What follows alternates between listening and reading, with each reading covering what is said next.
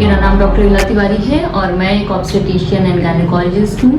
आप हमारी सीरीज में हमारे चैनल से जुड़े हुए हैं जिसका नाम है vaginal discharge in newborn series. So इसी सीरीज में आगे बढ़ते हुए, जैसा कि हमने लास्ट वीडियो में आपको बताया था कि कौन से प्रकार के डिस्चार्ज को हम नॉर्मल मानते हैं बिल्कुल बच्चों में और किस प्रकार के डिस्चार्ज को हम असामान्य मानते हैं, उसी क्रम में आगे बढ़ते हुए आज मैं बताना चाहती हूँ कि क्या प्रमुख कारण हैं जो बच्चों में वेजाइनल डिस्चार्ज, जो कि असामान्य प्रकार के वेजाइनल डिस्चार्ज होते हैं, उन्हें कराता है। तो देखा गया है कि सबसे कॉमन कॉज होता है, आप जानते हैं, जब बच्चे चलना फिरना शुरू करते हैं तो कोई भी ऑब्जेक्ट उठा के उन्हें कहीं भी डालने की आदत पड़ती है। तो उसी क्रम में बच्चे बहुत बार कोई भी ऑब्जेक्ट उठा के अपनी वेजाइनल ओपनिंग में भी डाल लेते हैं और इस वजह से वो ऑब्जेक्ट वहाँ पे कई दिनों तक पड़ा रहता है, जो धीरे धीरे उस वेजाइनल वॉल को डिस्टर्ब करता है, इन्फेक्शन कराता है और फलस्वरूप बदबूदार वेजाइनल डिस्चार्ज या इचिंग बच्चे को होना स्टार्ट हो जाती है।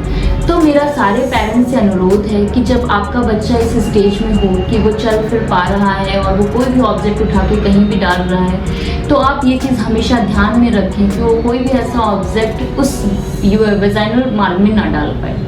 दूसरा, मैंने देखा है पेरेंट्स की एक बहुत आदत होती है कि ओवर क्लीनलीनेस करने कि उन्हें लगता है कि हर बार बच्चा जब भी लैट्रिन कर रहा है या पॉटी करने जा रहा है या उसके डायपर हम चेंज कर रहे हैं तो हम उसे हर बार साबुन से क्लीन करें। And most of the time हम वही सोप यूज़ कर लेते हैं जो हम एज एन एडल्ट यूज़ करते हैं। तो मेरा आप सब से ये अनुरोध है कि जो साबुन या सोप हम अपने ऊपर यूज़ करते हैं, प्लीज़ वो बच्चों के लिए यूज़ ना करें, क्योंकि वो उनके लिए हार्श हो सकते हैं। वही डिटर्जेंट जिसमें आप अपने कपड़े धोते हैं, प्लीज़ उसमें आप बच्चों के कपड़े मत धोइए, क्योंकि ये डिटर्जेंट बच्चों के लिए हानिकारक हो सकते हैं और इसकी वजह से भी उनको केमिकल इरिटेशन हो सकती है, जो बाद में वल्वोवेजिनाइटिस में कन्वर्ट हो जाती है। तीसरा कारण है बहुत ही ज़्यादा टाइट फिटिंग के क्लोथ्स पहनाना बच्चों को। मैं मानती हूँ ये देखने में अच्छे लगते हैं, लेकिन ये बच्चे के लिए कहीं ना कहीं हानिकारक होते हैं। स्पेशली मंथ्स जैसे गर्मी है या बारिश का महीना है जिसमें पसीने का स्राव ज़्यादा होता है, तो वो पसीना उन टाइट क्लोथ्स में जमकर बच्चे को एक इरिटेशन पहुँचाता है, वहाँ पे इन्फेक्शन हो सकता है, धीरे धीरे रैशेस आ जाते हैं। चौथा कारण होता है एक पिन वर्म का इन्फेक्शन।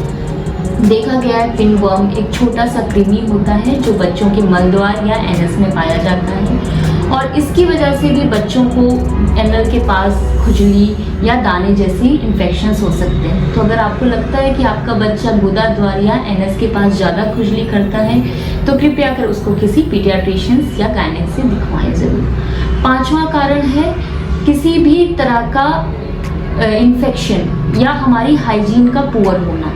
बहुत बार देखा गया है कि बच्चे जब शुरू में खुद से टॉयलेट ट्रेनिंग लेना शुरू करते हैं तो वो लैट्रिन के बाद या मल पास करने के बाद अपना जो क्लीनलीनेस रखते हैं वो इतना अच्छा नहीं होता है। हमेशा इस क्रम में हम बताते हैं कि आगे से पीछे की सफाई होनी चाहिए, ना कि पीछे से आगे की।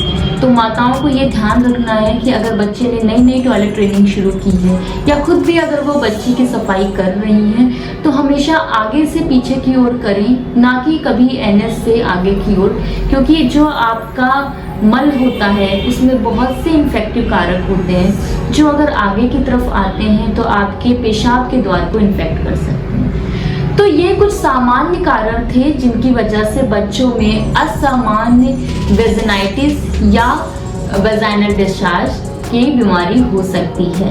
ये कारण दिखने में बहुत सामान्य है, लेकिन इनका उत्तर जो है वो गंभीर हो सकता है, इनका परिणाम जो है वो गंभीर हो सकता है।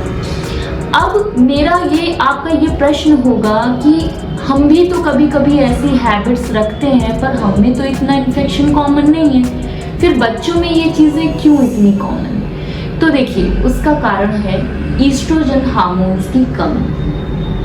जो बच्चियां अभी पैदा हुई हैं या अभी 6 से 7 साल 8 साल की बच्चियां हैं, उनमें हमारी ओवरी या अंडाशय उतने एक्टिव नहीं होते हैं कि वो हार्मोन का स्राव उसी लेवल पे कर पाएँ जैसे कि एक यंग एडल्ट में। और आप सबको मैं बताना चाहूँगी कि ईस्ट्रोजन हार्मोन्स का बहुत बड़ा रोल होता है वजाइनल वॉल थिकनिंग में और वहाँ से म्यूकस डिस्चार्ज में। तो इसलिए क्योंकि हार्मोन्स की कमी है, बच्चियों की जो वजाइनल वॉल होती है उसकी परत बहुत ही पतली होती है और उनकी वजाइना से म्यूकॉइड डिस्चार्ज भी बहुत कम होता है। इसलिए जो ऐसी वजाइनल वॉल्स होती हैं वो पतली होने के कारण बैक्टीरियाज उनमें आसानी से घुस सकते हैं और बिकॉज म्यूकस डिस्चार्ज उनमें बहुत कम है तो बैक्टीरिया अंदर तक चले जाते हैं। अतः इस चीज़ को समझें और अपनी बच्चों और बच्चियों को इस हानिकारक जो भी हमारी आदतें हैं उनसे बचाएं और उन्हें स्वस्थ रखें। आगे और भी चीज़ों की जानकारी के लिए हमारे चैनल के साथ जुड़े रहें, लाइक करें, सब्सक्राइब करें और आप जिस भी विषय पे अगला वीडियो चाहते हैं उसको आप कमेंट सेक्शन में हमें बता सकते हैं। मुझे सुनने के लिए धन्यवाद। नमस्कार।